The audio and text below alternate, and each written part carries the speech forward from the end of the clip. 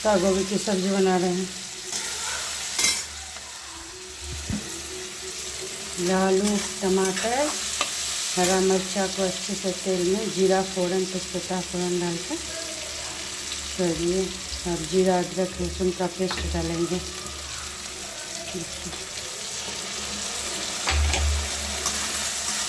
इसको अच्छे से फ्राई करेंगे।